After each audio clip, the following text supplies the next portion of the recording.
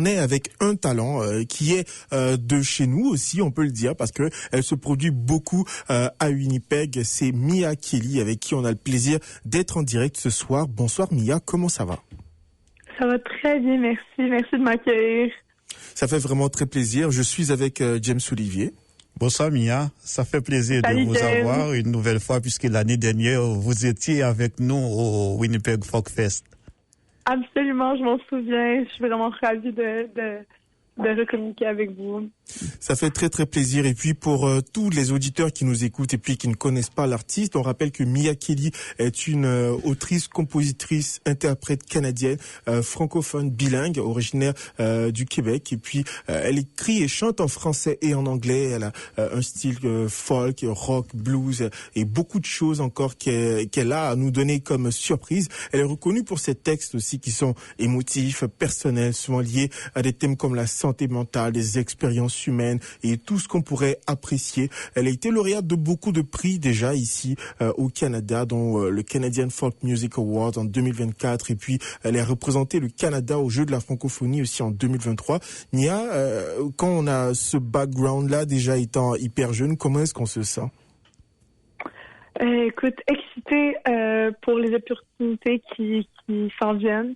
Je suis vraiment ravie d'être aussi accueillie dans ma communauté, puis de pouvoir continuer à plonger dans mon univers musical, puis d'être soulevée par la communauté, par le Canada. C'est vraiment un honneur. Et puis c'est pas la première fois déjà que vous êtes en lien avec Winnipeg. Déjà, on rappelle que l'année passée vous étiez au Folk Festival en été. C'est là où on a eu notre première discussion justement ensemble dans l'émission Chaleur d'été. Et actuellement, vous êtes encore à Winnipeg actuellement pour quelque chose de spécial, pour une prestation. Est-ce qu'on pourrait un peu plus en parler? Oui, absolument. Donc, c'est ma première prestation dans une salle de spectacle à Winnipeg. Mes deux seules performances à Winnipeg ont été au festival Winnipeg Folk Festival. Donc, c'est une toute première pour moi. En salle, je fais la première partie d'un artiste australien que j'adore qui s'appelle Kim Churchill. Il est incroyable et on traverse le Canada. Je pense qu'on est à mi-chemin dans une tournée de 30 spectacles. Il nous en reste 15. On a commencé au Québec et on se faufile à travers le Canada, les trois, moi, Kim et notre technicien de son, ingénieur de son, Jim. Puis c'est une grosse aventure. On est les trois dans une grosse van et on s'amuse énormément et je me sens vraiment choyée d'être ici en spectacle en assurant sa première partie. Et alors, Mia, cette tournée va durer combien de jours? En tout, c'est 7 semaines. Donc, je pense qu'on est à la 4e semaine aujourd'hui. Puis, il nous en reste trois autres semaines. Donc, on va se retrouver à travers la Saskatchewan, l'Alberta et ça va terminer sur l'île de Vancouver. Donc, il nous reste 15 spectacles là. Ouais, c'est beaucoup. Alors, j'en profite pour vous poser une autre question, Mia. Et vous allez sortir un nouvel album, et Big Time Roller Coaster Feeling. Et est-ce que vous pouvez nous en dire plus? Absolument, oui.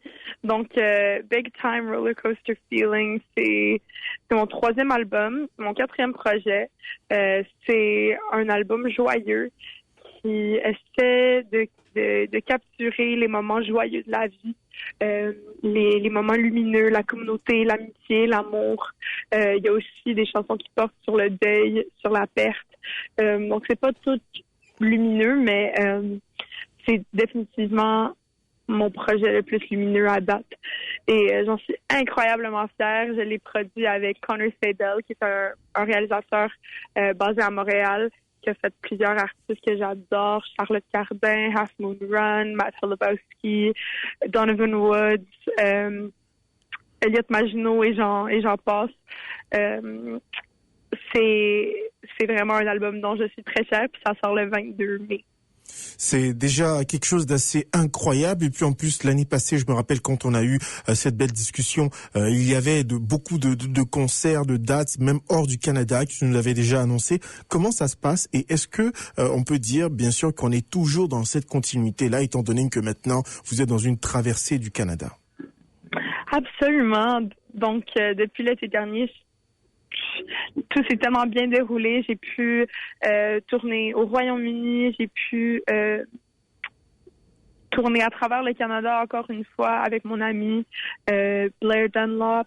J'ai pu faire une première tournée cet hiver en Australie, donc j'ai pu me présenter dans des nouveaux pays, dans des nouvelles communautés, dans des nouveaux festivals.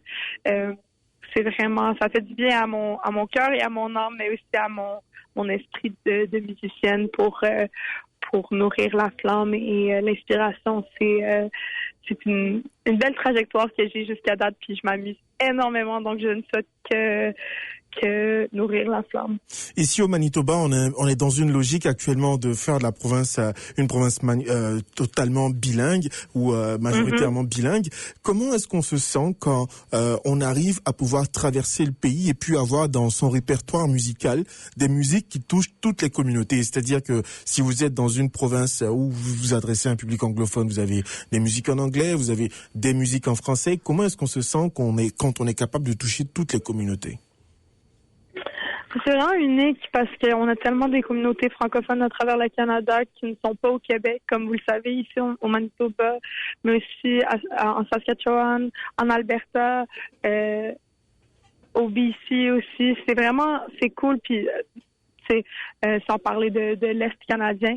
Donc, c'est vraiment cool de pouvoir sortir des morceaux en français dans chaque spectacle. Je m'assure de toujours en avoir au moins un pour faire résonner avec les communautés francophones à travers le pays, mais aussi faire découvrir la musique francophone et la musique québécoise aux anglophones à travers le pays. Et des fois, on m'approche, puis les anglophones, ils me disent « Écoute, j'ai adoré le spectacle, mais la chanson en français, j'avais aucune idée de ce que tu disais, mais c'est celle-là qui m'a particulièrement touchée. Puis c'est cool de voir ces effets-là parce que des fois, quand on comprend pas les paroles, c'est là que l'émotion vient transpercer le plus.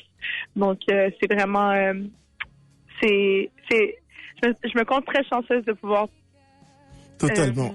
Et puis on entend un peu, désolé, on entend un peu cette belle musique là qui passe en dessous. C'est le morceau Si j'étais franche. Et puis ce morceau là est totalement en français. Est-ce qu'on pourrait parler un peu de ce morceau là avant qu'on le fasse écouter à nos auditeurs? Absolument. C'est une chanson qui parle de bonne communication et d'honnêteté avec moi-même lorsque je passe à travers une rupture.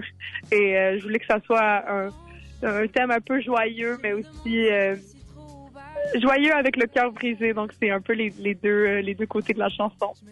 Ça, c'est vraiment génial. Et puis aussi, il y a une très très belle musique qui appuie une très très belle vidéo qui appuie la musique. Mia, est-ce qu'on pourrait récapituler justement par rapport à l'événement et la prestation de ce soir?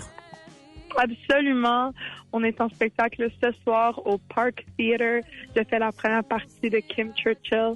Je serai sur scène à 20h et c'est mon premier spectacle à Winnipeg à l'extérieur du Festival Folk de Winnipeg. Donc, je suis vraiment, vraiment ravie d'être ici à Winnipeg. Est-ce qu'on aura l'occasion de vous avoir au Folk Fest encore cette année? Pas cette année, mais j'espère que l'année d'après ou l'année d'après. Et James Olivier, merci. Moi et James Olivier, on vous remercie énormément pour votre temps et puis cette très très belle discussion. Et merci à vous et puis bonne continuation dans vos belles prestations. Merci beaucoup. À la prochaine.